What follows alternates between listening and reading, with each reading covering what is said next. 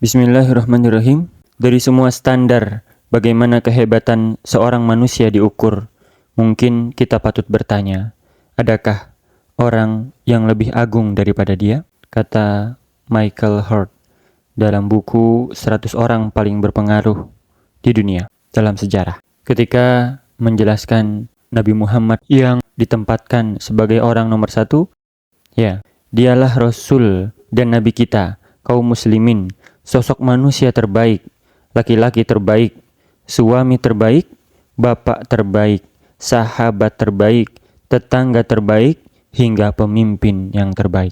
Yang telah membawa ajaran istimewa bagi manusia, yang benar dan sempurna untuk mengatur kehidupan setiap makhluk, yang satu-satunya diridhoi oleh Sang Pencipta. Allah berfirman, A'udzubillahi minasyaitonirrajim. Ma faratna fil kitabi min syai'in. Tidaklah kami alpakan sedikit pun dalam Alkitab. Quran Surat Al-An'am ayat 38. Islam, agama yang berarti berserah ini, tidak meninggalkan manusia, kaum muslimin khususnya, tanpa petunjuk dan bimbingan terhadap setiap urusannya, bahkan hal yang dianggap sepele sekalipun. Salman Al-Farisi, seorang sahabat Rasul, menuturkan, Rasulullah mengajarkan pada kami segala sesuatu sampai bagaimana cara membuang air. Rasulullah pun mengajarkan pada umatnya petunjuk bagi para ayah dan bunda khususnya terkait masalah anak dalam bentuk adab-adab dan hukum-hukum dari sejak sebelum memiliki anak hingga sang anak lahir dan tumbuh hingga dewasa. Yang dengan mengikuti petunjuk-petunjuk tersebut, orang tua dapat menjaga anak keturunannya dari setan dan tipu dayanya. Ditambah lagi, seorang muslim memang seharusnya berkomitmen pada agama dengan mengikuti petunjuk Nabi dalam semua urusan hidupnya. Dengan bimbingan petunjuk beliau, seseorang bisa selamat dari setiap keburukan di dunia dan di akhirat, sebagaimana visi keluarga muslim kan, yaitu surga.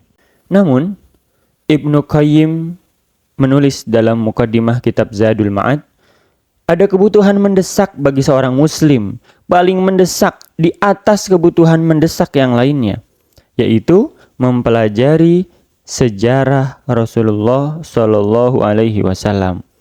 Ya, karena kita tidak akan pernah bisa mengikuti Rasulullah selama tidak mengetahui petunjuk tersebut dari mempelajari sejarahnya.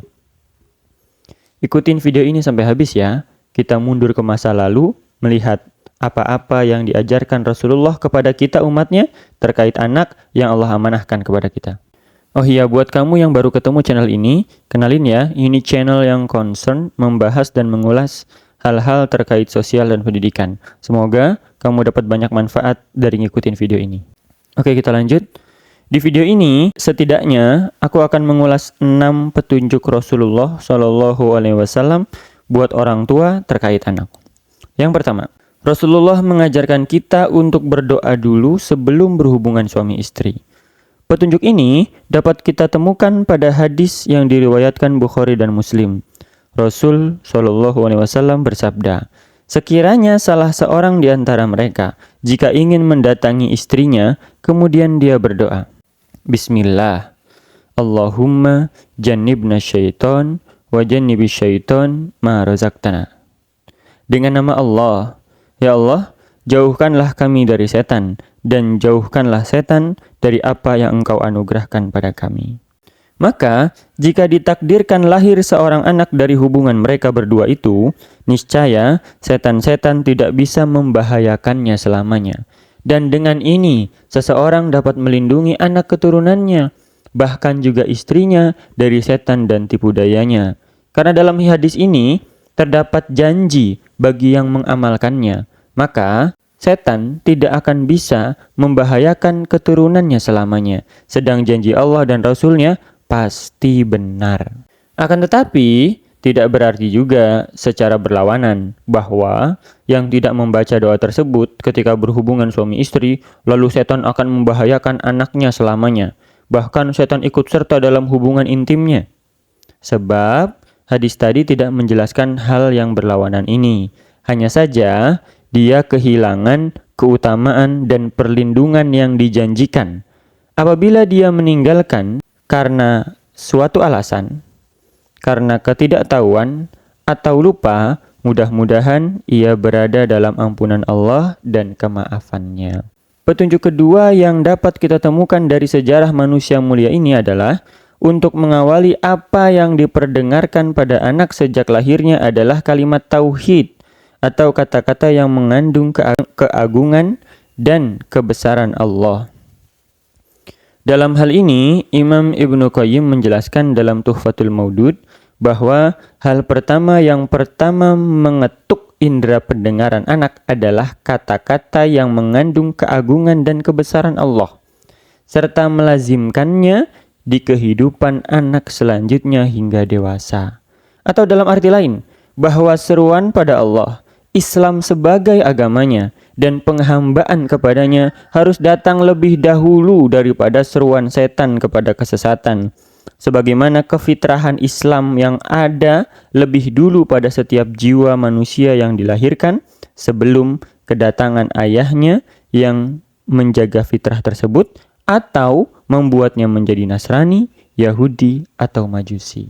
Petunjuk yang ketiga dari Rasul yaitu mengadakan ibadah akikoh untuk bayi yang baru lahir. Ini sepertinya sudah familiar di lingkungan keluarga muslim ya. Dalam hal ini Rasulullah SAW bersabda, setiap anak tergadai dengan akikahnya, disembelihkan hewan sembelihan pada hari ke-7 kelahirannya, dicukur rambutnya, dan diberikan namanya. Hadis riwayat Abu Dawud dan lain-lain.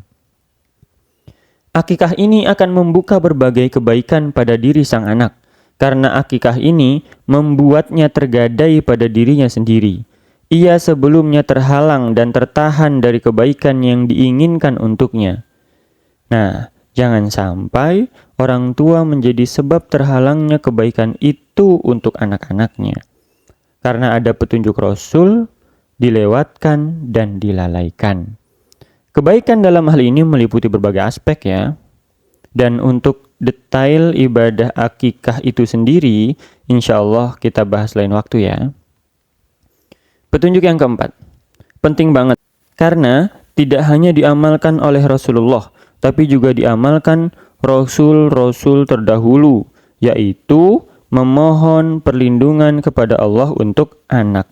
Rasulullah mendoakan Hasan dan Hussein agar selalu dijaga oleh Allah dengan lafaz U'idzukuma bikalimatillahi tammat min kulli syaitanin wahamah wa min kulli ainin lamah. Aku meminta perlindungan untuk kalian berdua dengan kalimat-kalimat Allah yang sempurna dari setiap setan dan hewan-hewan yang beracun serta pengaruh pandangan yang jelek. Dan doa ini juga yang sering jadi untayan permohonan Ibrahim alaihi salam kepada Allah untuk dua putranya, Ismail dan Ishak. Yuk hafalin atau dicatat dulu boleh. Sudah ya? Selanjutnya, ketika surat Al-Falaq dan An-Nas turun, surat yang biasa disebut dengan Al-Mu'awwidzatain, Nabi mengamalkan dua surat tersebut dan mengajarkan doa-doa minta perlindungan yang lainnya. Begitu juga Maryam, ibunya, Ibu Hana, ibundanya Maryam, juga memohonkan perlindungan kepada Maryam dalam surat Al-Imran. Ya Allah, lindungilah anakku dan keturunannya dari godaan setan yang terkutuk. Sehingga dikabulkan oleh Allah, dijaga Maryam dan juga keturunannya. Bahkan hingga Rasulullah bersabda, tidaklah semua anak bayi yang lahir kecuali dia ditusuk oleh setan hingga dia menjerit dan menangis, kecuali Maryam dan putranya Isa.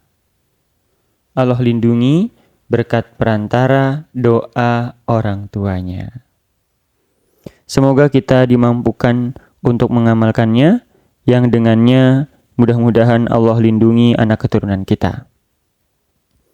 Orang-orang yang tidak mengamalkannya tidak berdosa memang, namun tidak mendapatkan keutamaan dan kebaikan dari petunjuk Rasul yang satu ini. Petunjuk yang kelima, yaitu mendoakan keturunan agar menjadi keturunan yang solih. Rasul Shallallahu Alaihi Wasallam bersabda, manusia yang paling lemah adalah manusia yang bahkan berdoa saja tidak mampu. Nabi Ibrahim berdoa, ya Allah berikanlah kepadaku anak keturunan yang solih. Nabi Zakaria berdoa, maka anugerahkanlah kepadaku dari sisi Engkau seorang putra yang akan mewarisi aku dan mewarisi sebagian keluarga Yakub, dan jadikanlah ia, ya Allah, sebagai orang yang diridhoi. Nabi Muhammad pun berdoa, orang-orang solih yang lainnya pun berdoa. Maka memohon rahmat Allah akan kesolihan anak merupakan sesuatu yang diperlukan. Oleh karena itu, manusia-manusia pilihan dan terbaik yaitu para nabi dan rasul juga berupaya keras mendapatkan rahmat tersebut melalui doa-doa mereka. Di samping itu, Allah juga menjadikan berdoa untuk kesolihan anak sebagai sifat orang-orang yang beriman. Allah berfirman dalam surat Al-Furqan ayat 74. Dan orang-orang yang berdoa, walladzina yaquluna rabbana hablana min azwajina wa dzurriyyatina qurrata a'yun waj'alna lil muttaqina imama. Ya Rabb kami, anugerahkanlah kepada kami dari istri-istri kami dan anak keturunan kami penyejuk jiwa, dan jadikanlah kami pemimpin bagi orang-orang yang bertakwa. Petunjuk ini juga diamalkan oleh orang-orang solih setelah zaman Nabi Muhammad. Imam Bukhari yang kita kenal meriwayatkan banyak hadis dari Rasulullah, ternyata dulunya mengalami kebutaan. Dan akhirnya beliau sembuh dari kebutaannya adalah karena perantara doa sang ibu untuk kesembuhan sang anak, Imam Bukhari, dalam penjagaannya terhadap sunnah dan dalam upaya agar semua umat mengambil manfaat dari ilmunya.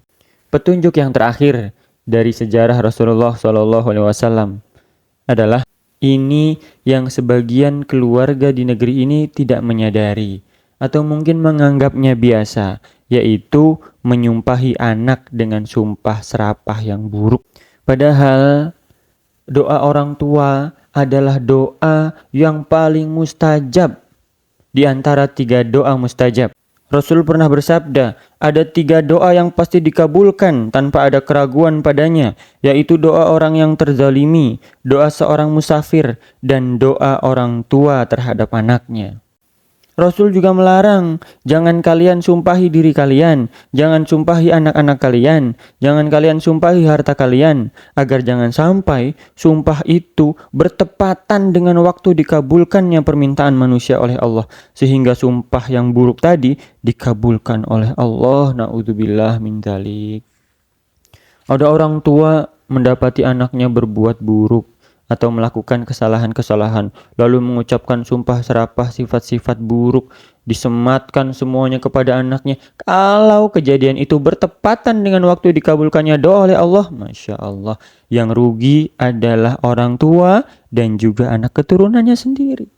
Abdullah bin Al-Mubarak rahimahullah pernah mendapat aduan dari seseorang tentang kedurhakaan anaknya.